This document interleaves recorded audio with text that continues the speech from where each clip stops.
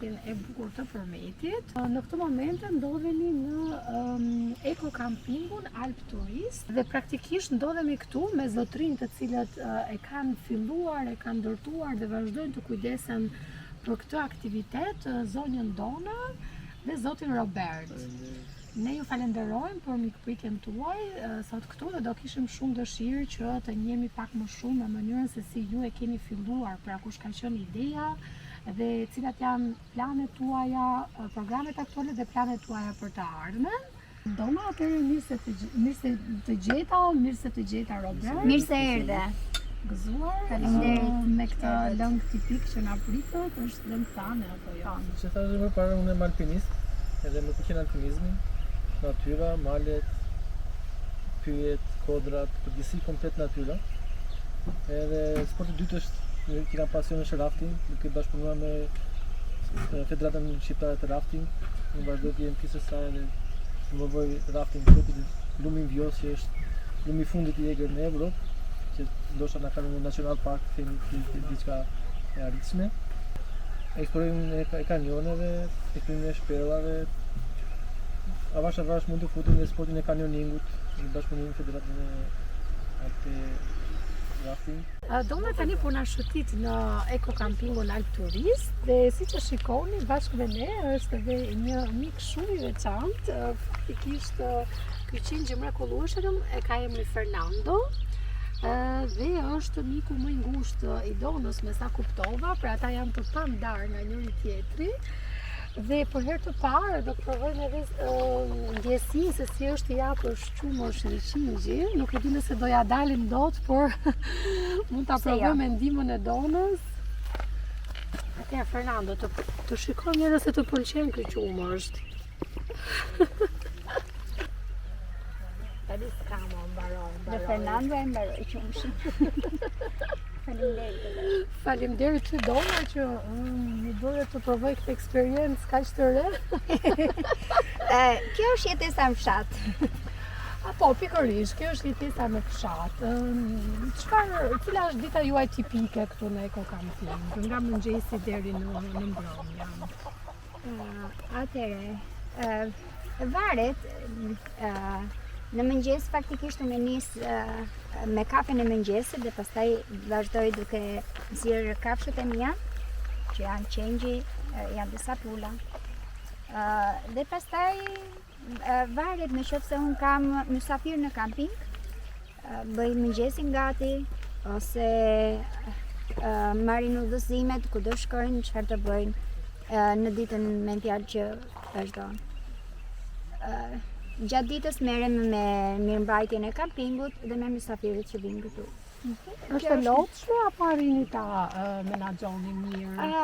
Atëre, është po aq e lodhshme aq edhe e bukur, sepse unë me të vërtetë nuk është se kam optuar nëpër botë, nuk kam optuar. Dhe kjo është një mundësi shumë e mirë që unë të njoh njerëz të rinj, njerëz që janë të apasionuar mbas natyrës.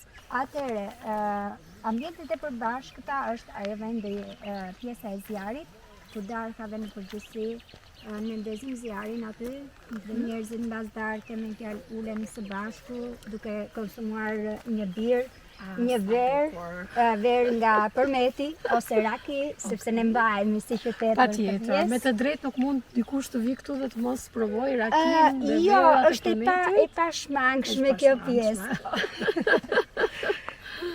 Kjo është dhe një mënyrë e mirë për të promovuar edhe produktet që kjo zonë ofron. Atëre, ne me thënë të vërtetën ne jemi të bekuar në Përmet.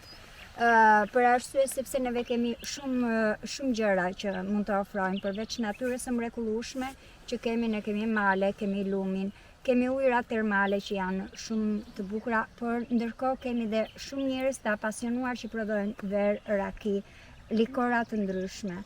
Kështu që do thosha me të vërtetë na ka bekuar dhe mund të thuhet vërtet mjafton të shikosh rreth e përqark, pra keni malin, keni lumin, keni këtë natyrë të mrekullueshme. Ishim sapo të pejuar një çift i rinj dhe që nuk e mendonim fare se do jetonim në Përmet, me thënë të vërtetën, kurse ai ngulte kam gjithmonë dhe thoshte do shkojmë në Polimen, është emri i zonës këtu. Dhe do ndërtojmë së bashku shtëpinë dhe hotelin, sepse këtu vendi më përpara, shumë vite më përpara, me sa mbante mend gjyshim dhe pastaj dhe në vazhdim, ishte që të rinjt mblidheshin dhe bënin piknik. Ose pra ka ekzistuar një traditë e ardhjes këtu. Po, ka ekzistuar kjo gjë më përpara dhe babi im e donte me jetë këtë vend. Ne pastaj si të rinj që ishim, nuk është se i kushtuam shumë rëndësi kësaj gjëje, thoshim do ketë kohë më vonë. Provuam edhe të shkonim në qytete të tjera për një jetë më të mirë si të rinj që ishim, por gjithmonë në vesh duke mbajtur si një rikujtesë. Diçka natyriste që ne duhet të riktheheshim. Dhe këtu filloi zanafilla me fjalë që neve filluam të jetonim të dy, e kemi nisur me fjalë ishte thjesht një ar, siç mund të jenë kudo, ara të ndryshme, dhe e kemi nisur të dy së bashku me Benin, duke mbjellë nga një pemë, duke fituar ndonjë lek, duke blerë një pemë tjetër, duke blerë gjëra të vjetra të përdorura, duke sajuar të dy. Dhe kështu vazhduam jetën së bashku, derisa filluam pastaj me kampingun, po. Dona, doja të dija se cila është dëshira jote për të ardhmen, le të themi, për këtë kamping. Cila do të ishte gjëja që ti mendon që mund të bëhet dhe që është dëshira jote më e madhe? Atëherë, si të thash dhe pak më përpara, me fjalë ishte dëshira e babit tim që ne të nisnim diçka këtu. Dhe dëshira e tij ishte që ne të bënim shtëpi.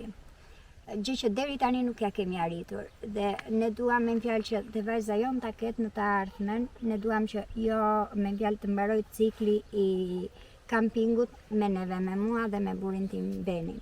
Ne duam që të vazhdojë në gjenerata. Dhe por nuk mund të vazhdojmë me çadra, ne duam që të bëjmë bujtin, ndërkohë të jetë shtëpia për ne, po shtëpia dhe për miq dhe mysafirët që të na vizitojnë neve. Kjo është një, le të themi, jo vetëm një ëndër, sepse është e realizueshme me suportin e duhur, me instrumentet e duhur, në uroj vërtet që tu të ketë iniciativa që ta mbështesin këtë dëshirë që është jo vetëm për ju, por edhe për gjithë vizitorët dhe për brezat e arshëm, të cilat vajza në këtë rast që do mund të angazhohet edhe në të ardhmen në këtë aktivitet që ju keni nisur. Ne ju falenderojmë shumë për këtë mikëpritje kaq zemërgjër dhe nuk mund të bëjmë gjë tjetër veç se të ftojmë të gjithë vizitorët që të vinë në kampingun tuaj, se me siguri do gjejnë një mikëpritje të mrekullueshme dhe do shijojnë këtë natyrë që flet vet praktikisht. Unë falenderoj juve për vizitën tuaj dhe që jeni kaq të mirë të gjithë. Dhe gjithmonë them fjala jote në vesh të Perëndis ose diku lart. Jam shumë që dëshira jon në fakt jo vetëm e imja të realizohet. Dhe pse jo, ju jeni të mirëpritur në qoftë se kur të arrijmë neve që ta bëjmë atë bujtinën, të jeni mysafirët tanë. Me patjetër, do jemi me siguri mysafirët tuaj ndër të parët. Dhe ishte kënaqësi. Shumë kënaqësi edhe për ne, Dona, dhe bashkë edhe me Fernandon, i cili është këtu afër nesh gjithmonë, ne ju përshëndesim dhe ju mirëpresim tek Eko Hotel. Dona ju mirëpret. Shumë faleminderit.